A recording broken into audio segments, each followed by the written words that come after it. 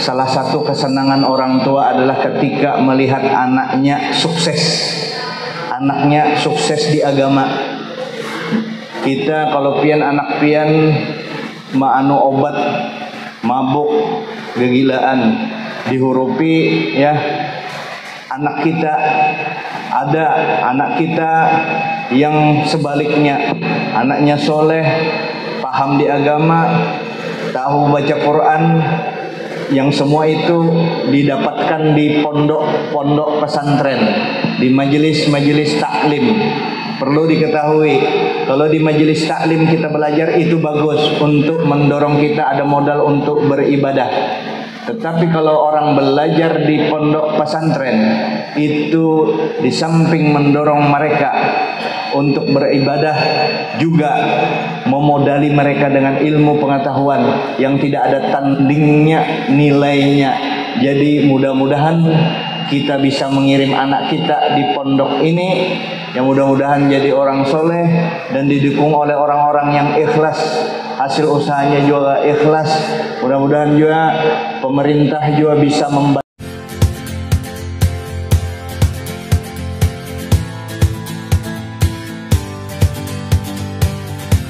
Assalamualaikum warahmatullahi wabarakatuh.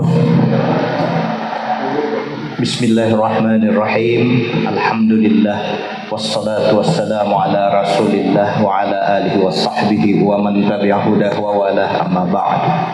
Yang ulun muliakan barataan para habaib, Habib Abdurrahman Syihab, Habib Zainal Abidin, Habib Aulia bin Anwar Sahil bin Yahya, Habib Ahmad tadi Al-Hamid, dan para habaib yang ulun kada sebut satu persatu tanpa mengurangi takzim ulun lawan pian barataan guru kami Kiai Mufad Zafaruddin dan guru-guru kita yang hadir berataan di sini. Ada polisi, bil khusus juga Bapak DPR ya, yang lain-lain dari ASN, dari pemerintah hadirin berataan, dan secara khusus kami mentakzim kepada Bapak Haji Muhammad Jumidi atau Bapak Pem, Bapak Haji Suryansa, Bapak Haji Jali, dan seluruh keluarga mereka dan seluruh masyarakat yang kita berbahagia malam ini bersama-sama memperingati Maulid Nabi kita Muhammad sallallahu alaihi wasallam. Dan sekarang kita diperlihatkan bahwa keberkahan Nabi melihat masjid yang indah ini, Biblah. Alhamdulillah, ini insya Allah ulun teringat Bank Indonesia Samarinda itu mulai ulun kekanakan 40 tahun bertahan, bangunan itu indah terus. Kalau dilihat keindahan ini bisa 30 tahun masih bagus bangunannya, kada alang-alang lagi. Inilah simpanan paling berharga kelak di akhirat. Lagi pula beliau juga menyiapkan untuk santri-santri kita. Lah, salah satu kan orang tua itu kalau tuh santri-santri kita kita ingat-ingat akan salah satu kesenangan orang tua adalah ketika melihat anaknya sukses di agama. Kita kalau pian anak pian anu obat, mabuk, kegilaan, dihurupi ya. Anak kita ada anak kita yang sebaliknya, anaknya soleh, paham di agama, tahu baca Quran, yang semua itu didapatkan di pondok-pondok pesantren, di majelis-majelis taklim. Perlu diketahui, kalau di majelis taklim kita belajar itu bagus untuk mendorong kita ada modal untuk beribadah. Tetapi kalau orang belajar di pondok pesantren itu di samping mendorong mereka untuk beribadah juga memodali mereka dengan ilmu pengetahuan yang tidak ada tandingnya nilainya. Jadi mudah-mudahan kita bisa mengirim anak kita di pondok ini yang mudah-mudahan jadi orang soleh dan didukung oleh orang-orang yang ikhlas, hasil usahanya juga ikhlas. Mudah-mudahan juga pemerintah juga bisa membantu. Pemerintah paling kada bantui urusan misalnya surat menyuratnya, perizinannya ditolongi beratan sehingga kita kerja rami di pondok ini. Bukan hanya yang dapat keuntungan besar Pak Pem dan teman-temannya, tapi kita sekampungan. Apakah di sini aja sampai ke Samarinda, sampai ke seluruh Indonesia, seluruh dunia. Kalau ini pondok berkembang, karena kalau orang membangun masjid di luar pondok bagus sudah luar biasa, tetapi kalau membangun masjid di dalam pondok itu akan mencetak orang-orang yang bakalan membangun masjid lagi. Oleh karenanya mudah-mudahan anak-anak kita menjadi anak-anak yang pandai menghormati orang tua, menghormati orang tua, orang tua yang melahirkan kita, orang tua yang mengajari kita, guru, orang tua Nabi Adam itu orang tua kita juga. Ada orang tua kita yang paling agung, Al-Abil Akbar, yaitu Rasulullah SAW. Nah, Rasulullah juga mengajarkan anak kita mengapa supaya punya akhlak yang bagus. Anak kita disekolahkan di pondok, dididik di pondok. Mengapa caranya? Pertama, kita niatkan sengaja ku masukkan kekanakan ke dalam pondok, mudahan inya jadi ulama amilin, ulama besar yang mengamalkan ilmunya. Itu niat kita. Yang kedua, dipersiapkan duit yang halal untuk anak kita. Yang ketiga, mendoakannya di setiap saat supaya inya jadi anak yang soleh. Kita tahu bagaimana keadaan sekarang. Kita melihat orang-orang tua, ulun termasuk orang tua juga sudah, walaupun masih hendak aja bebini. Artinya kita lihat orang-orang tua yang umur 70, yang umur 80, yang 80-an itu kasihan. Itu kan mudah menangis, mudah terenyuh hatinya. Kenapa? Siapa yang diharapnya? Anaknya aja lagi itu. Kasih sayang anaknya walaupun tanpa pamrihnya, mau ongkosi anaknya yang dulu. Orang tuanya, orang tua tuh itu anaknya benar lagi diharapnya itu untuk perhatian lawan inya. Nah, sekarang kita lihat kekanakan, apakah ini ada perhatian lawan orang tua? Kadusah kekanakan kita yang sudah tua ini yang diisi orang tua, ya, yang masih hidup nih, yang kita bicarakan masih hidup. Setelah itu yang mati dan kayak apa menghadapinya. Yang masih hidup sekarang kan ulun kada manulah, kasihan orang berusaha kafe, berusaha apa tuh di pinggir-pinggir jalan tuh kan orang mencari duit kalau tuh. Cuma kita jangan terlena ke situ. Kita maksud ulun tuh artinya kita lebih banyak di situ. Puitan maka nang kaya abah mama itu nang kaya kadada. Lebih pentingnya dengan kawal-kawalnya berkaisahan di warung di abahnya kada diurusinya, mamanya kada diongkosinya, duitnya banyak aja. Nang kayak abahnya itu nonsen, padahal inya sukses mulai dilahirkan minimal orang usia kerja minimal SMA, bahkan sampai S1, S2, S3 abahnya semua mau ongkosi. Setelah selesai mama abahnya dibiarakannya nelpon kada, duit banyak kada diurusinya anunya. Nah, di sini semua itu akan didapatkan secara sempurna ketika anak kita dimasukkan ke pendidikan agama di pondok pesantren. Bapak-bapak, ibu-ibu, jangan sampai ada di otak kita sekarang otak kita sedang dicuci, sedang dikotori oleh diri kita sendiri. Di mana begitu orang berpikir, orang belajar di agama, orang belajar di pondok pesantren, orang yang berpengetahuan agama, rezekinya ngalih jar. Itu jangan mau dibungulinya. Kadada itu selama orang itu bertakwa, selama itu orang soleh, selama dia memanage perusahaannya, memanage usahanya, menggunakan cara-cara manajemen yang benar, mau aja sugih. Ini kada imbah dapat duit semiliar dikelola, kada ingat diri lagi berbelanja, kada tahu untungnya seberapa, di manage bujur-bujur karena orang Islam sekarang perlu sugih. Jangan sampai miskin supaya agama kita ini bisa berjalan. Saya gambarkan secara real. Kalau kita mau bangun masjid di satu desa atau ditaruh, jangan di desa, di kota, kumpul orang di sekitar radius masjid itu, kira-kira ambil 500 rumah di masjid itu. Per satu rumah kita paksa, andai kata dipaksa satu rumah menyumbang 1 juta. Kira-kira kawalah 500 rumah itu memberi satu rumah 1 juta. Jarang ada, paling pol 100 ada, ya, yang lainnya ada 100.000, 50.000, yang pada duitnya banyak. Kalau full masing-masing masyarakat di sekitar masjid itu ada 500 kepala rumah tangga atau 500 buah rumah, berarti masjid itu bisa mendapat dana 500 juta. Cukuplah untuk bangun masjid 500 juta. Muha dada harapan. Nah, siapa yang bisa membangun masjid itu? Perlu orang sugih. Makanya jangan berniat miskin. Nah, miskin harta jangan, tetapi miskin ilmu lebih lagi. Wal yakhshal ladzina amanu law taraku min khalfihim dzurriyyatan dhi'afan.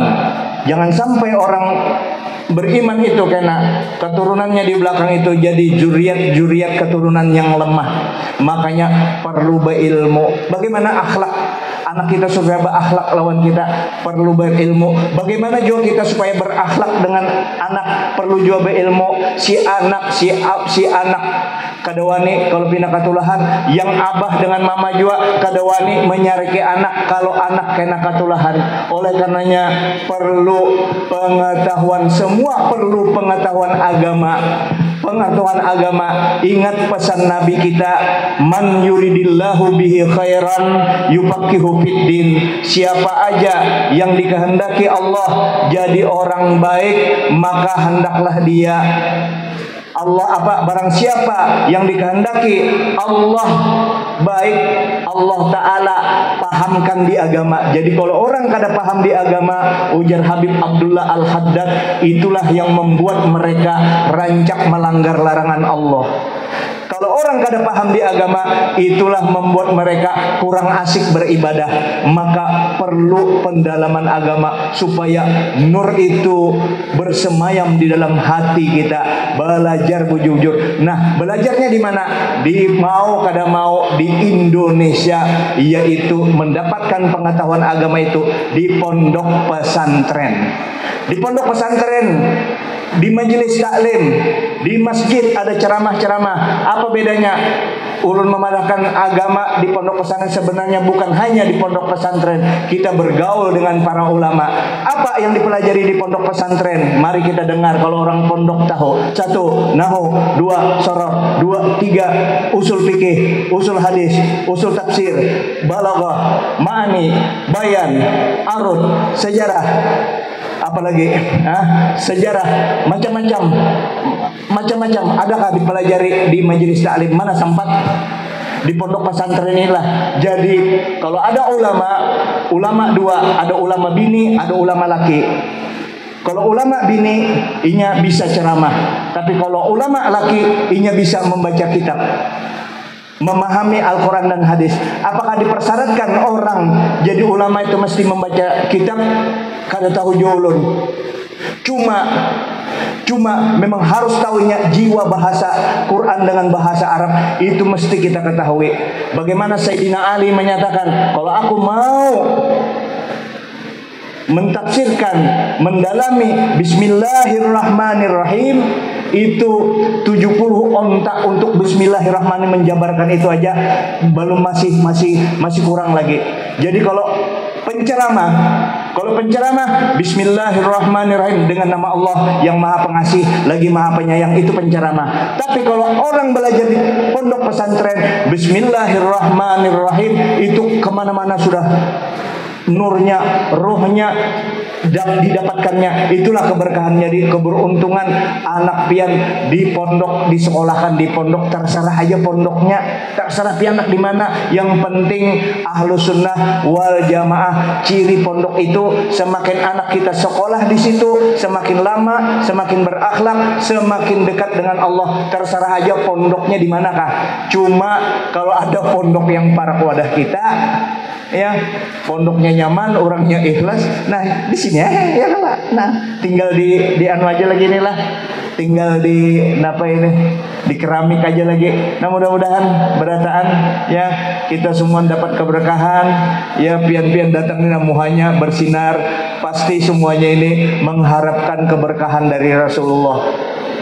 Apalagi pian anak seikungan anak di sini Allah nak mudahan ikam nak jadi anak yang soleh, dan perlu juga anak itu dicek-cek lah, diingati, karena nanti anak itu kalau sudah ada malal ngarannya, ada muyakinya sudah anu apa tak anu itu, nah itu diberi semangat. Ini biasa 7 tahun, kalau sudah 7 tahun mulai sudah ada muyaknya. Terus kalau setengah tahun inya sekolah itu masa transisi.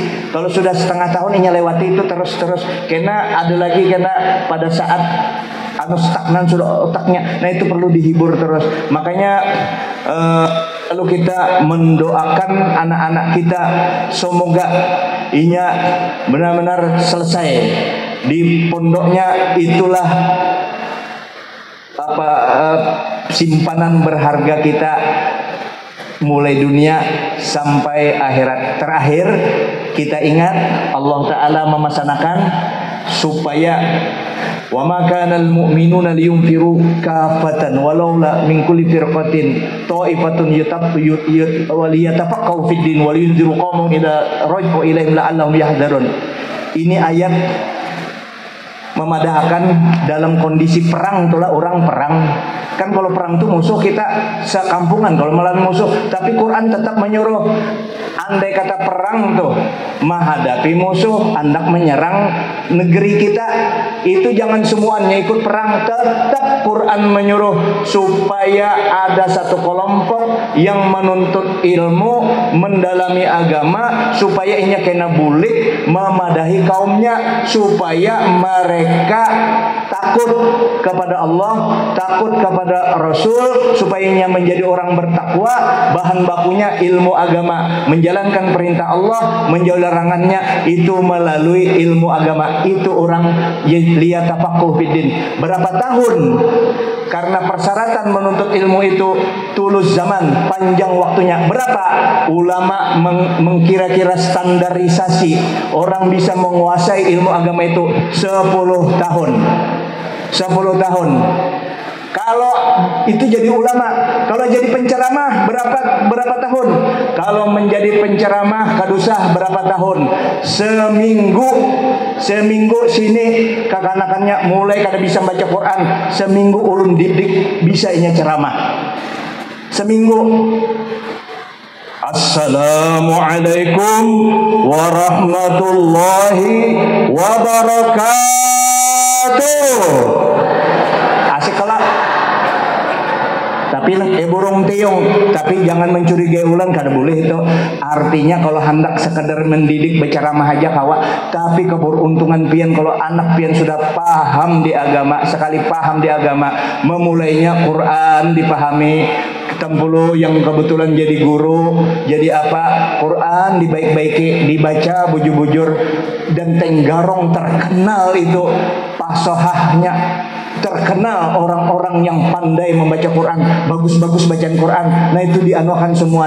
Mudah-mudahan kita semua dapat keberkahan, ada nur di tempat kita ini, di satu kampung ada masjid, ada majelis taklim, ada pondok pesantren. Itu satu kekuatan besar yang untuk memakmurkan baldatun thayyibatun wa rabbun ghafur, makmur secara ekonomi, makmur secara batin, lahir dan batin.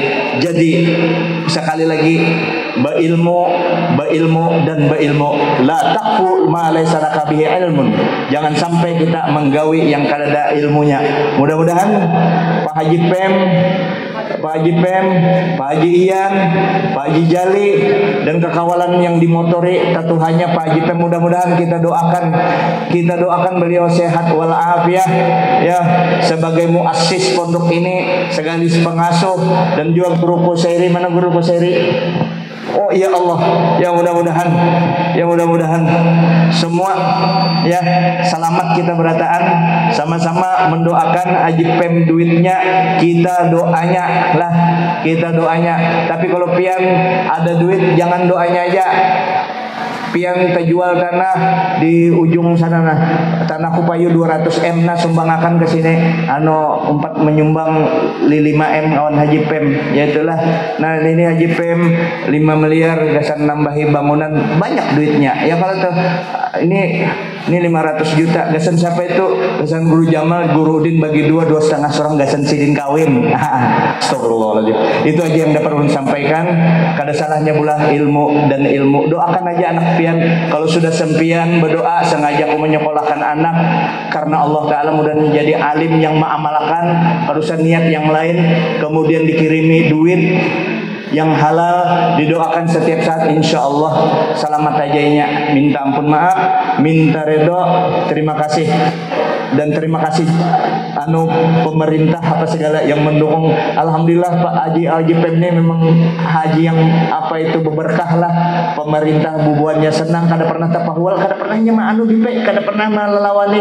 Kan sebagian orang kalau sudah di agama lalu pemerintah haram ini pemerintah kada di rame buahnya disenangi.